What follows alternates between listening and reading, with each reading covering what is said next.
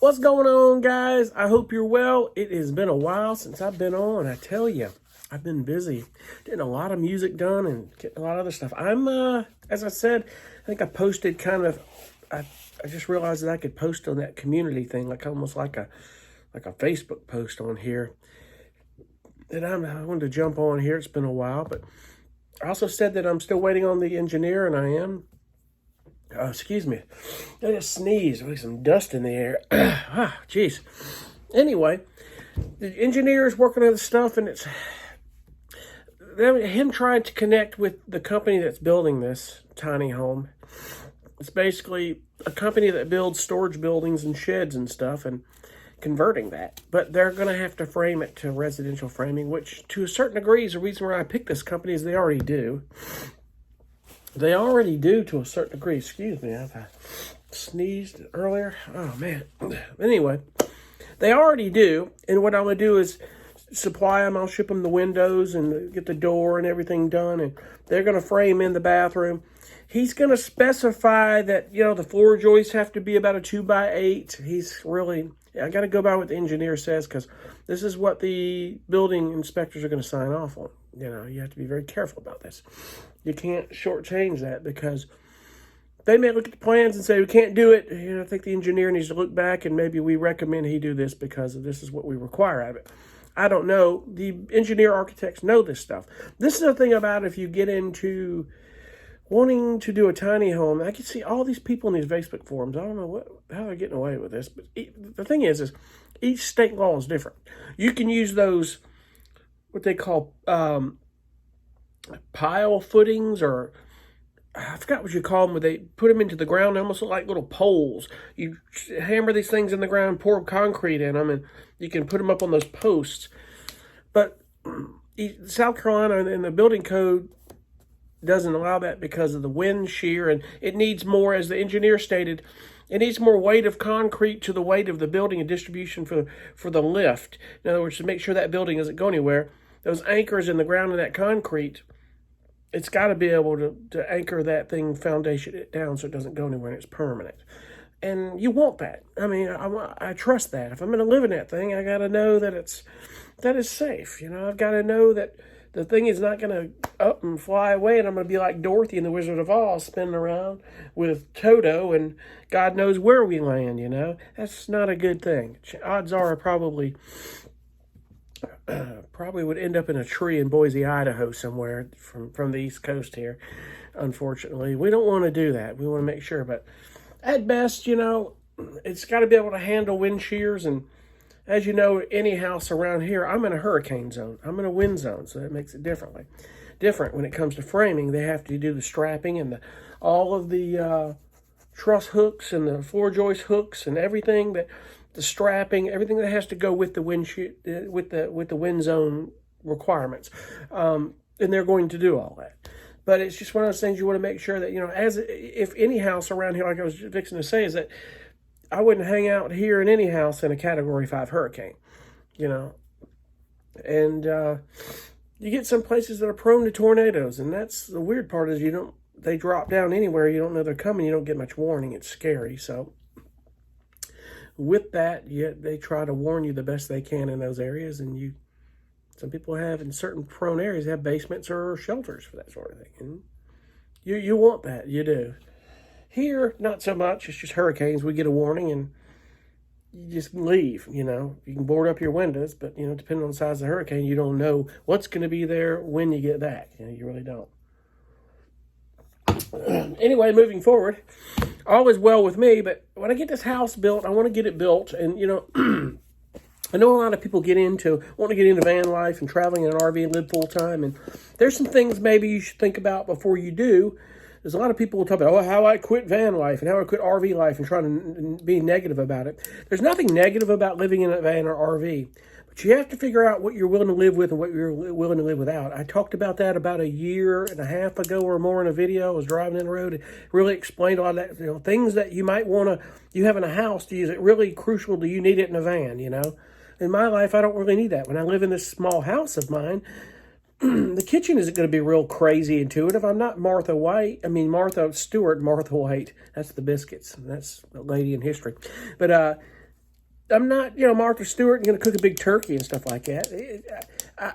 And later on down the road, I had it in my RV. I didn't use it, but it was something called a Range Mate. It's real cool. You put it in the microwave, and you could cook all your food with it. And it really is cool. Instead of just sticking it in the microwave, it goes in this thing and it bakes it. It's really fascinating. I get in the house and I get a chance. Later down the road, I'll show that. But stuff like that, I have a microwave convection oven. The oven I need. I don't need that real huge refrigerator. But I'll have counter space in the cabinets and things I need, a little kitchen in that thing.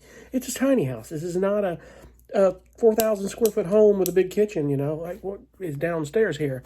I mean, I'm here in my dad's office where I've been working here and I'm staying here while I'm in transition. And that's another thing. It's like I feel like I'm a burden or something living here.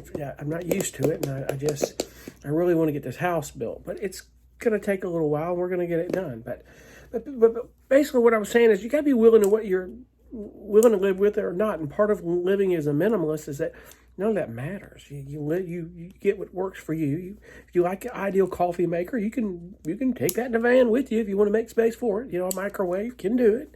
Tiny home, the same thing. My thing is that a lot of people I always see there's a pattern of that so-called quit van life is that they don't want to say that they want a home base and they still want to travel. And a lot of people just are like me, that I know that I want a place to be able to sit sometimes and record and have my studio, but also I can do my music on the road like you've seen me do, and I've done, for a long time. And I love that. I love traveling, and I miss it already. And it's better in the RV and van than in my car. I hate staying in hotels. I'm telling you. It's so worth it to have a RV or a van situation where everything is with you. It's a lot less cost. The only, cost is gas and food, but the hotel industry is such a racket. I mean, my God, on that trip for 4 weeks, my hotels alone were like $1,600, and that didn't include the $1,200 I spent in gas on that trip, because gas prices are a lot higher now, But I knew I was going to my conference, and I figured I didn't have my RV, and I had to stay in hotels. It's hard. It really is. It's so much easier and so much nicer in an RV or a situation like I've had. But you got to think about, like I've got to think about, like, even at my age, I got to have a home base. I have to have a home base where I need somewhere to park for a few months and just take a break from the road and go live at the house. I need to come home for a few months. I have things I got to do for year end and stuff. You got to come home for an annual physical with your doctor. I mean, where are you going to get your mail? I mean, people that live full-time RVs that don't have a home, they do a good job of getting their mail, but they have to go through some serious hurdles to do it. They've got all these forwarding companies, and is it going to make it? Or, the Amazon drop boxes are perfect, beautiful. I did it on the road, and I loved it. Everywhere you go now, there's an Amazon locker that you can put in the code when you go. They tell you where to go and the address. You give them the address of it. They give you the code. They tell you it's there. You hit the code, and the door pops open. There's your package. Most of you already know that. I'm not telling you something you don't already know. With technology and stuff, it's amazing what we've been able to do. But it's just... that's just me. We're all different. Some of you may not, if I wasn't a musician, didn't have all this gear, storage wouldn't be the biggest of factors. I would just have me and a few things, and, there are people that live like that, and it's all good. I love my music, but I got to be able to take a couple guitars with me and be able to have room to do my music if I'm sitting in my RV or my van. I have to take that in consideration because I love doing that. I love the best of both worlds. But what I'm going to do is get this house built. That's what I'm going to do first. I'm going to get this house built, and I'm doing it this way for a reason. I don't want to pay a mortgage for 30 years.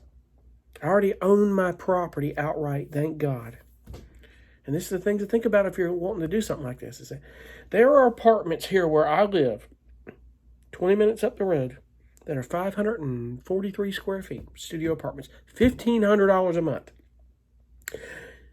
I'm not putting $18,000 a year into something, and I would take that money and put it in this little house, put my money out of my pocket into it to finish it out, take a few months to do it or more. I'm financing the construction of the shell, the roof, everything except the inside. And I can have that paid off in 2 or 3 years. That means in 2 or 3 years, I own my home, my property outright. I don't owe anybody a thing. And in the midst of all that, what I want to do is either go back, I want to get a van and RV and have both. Then I can pick up and hit a weekend or a week or a few weeks and get out on the road or come back or do what I want to do. And I can work on the road and I can do that, and we're all different on that deal. Some people just can't up and do that. And,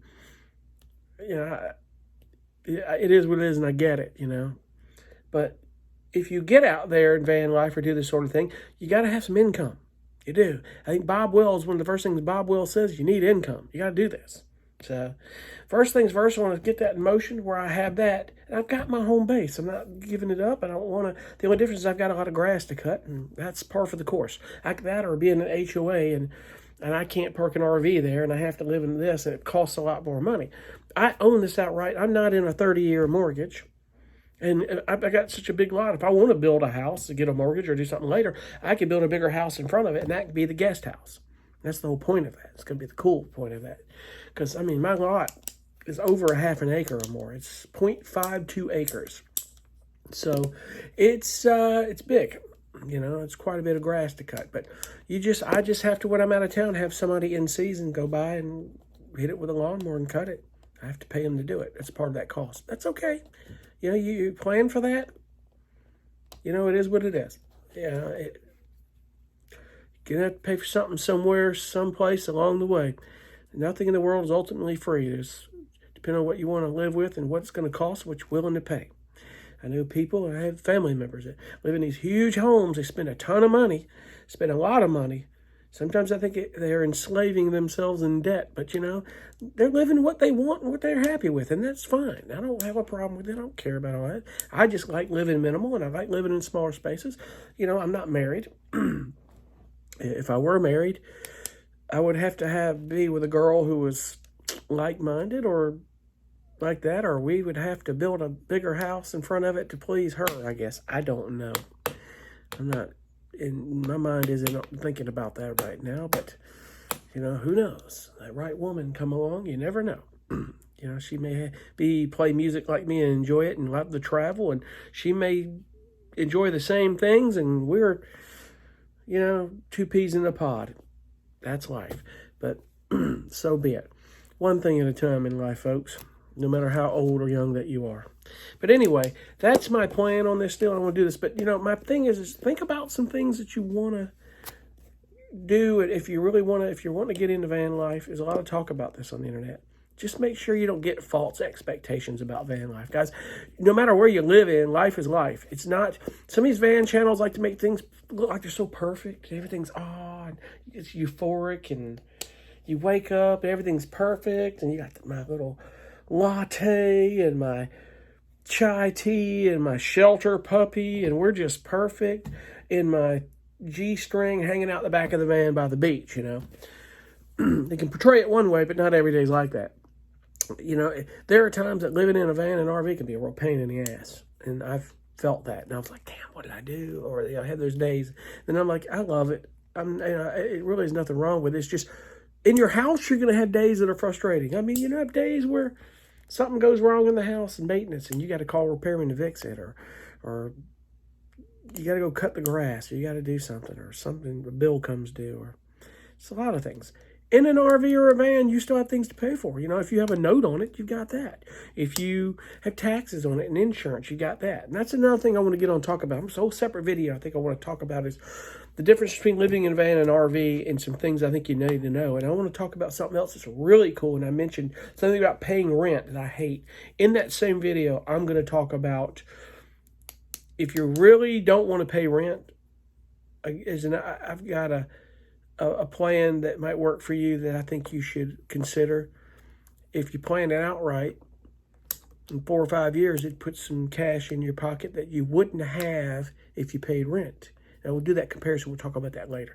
And give you some differences. I've owned an RV and I've had a van. There's goods in the RV and good in the van. There's bads in the RV and bad in the van. It just depends on what you get. But if you have the ideal RV you want, it's good. You probably wouldn't think about living in a van. For instance, when I had my Winnebago Trend, I still would have sold that RV and gotten another one if I hadn't gone the van route. because I didn't want a propane refrigerator. That's just one thing. Don't want that, you know. I'm going to talk about those things in that another video. We'll talk about those comparisons.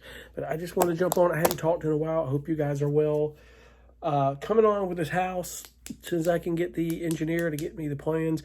I need to touch base with him and check on another thing. I got 2 other questions about how their roofing truss are. Hopefully he's not just drawing his own, because they have their own down there. He needs to get with them at that. But also a doorway question about into the bathroom, because my washer dryer stackable will be going in the bathroom, and I've made room for that. So it's all thinking out loud here. But anyway, I hope you guys are well. I'll see you on the next one. And hopefully this next year, man, we can get this thing done. It'd be cool. And I appreciate you again for watching. We'll see you on the next one. Be cool. Bye.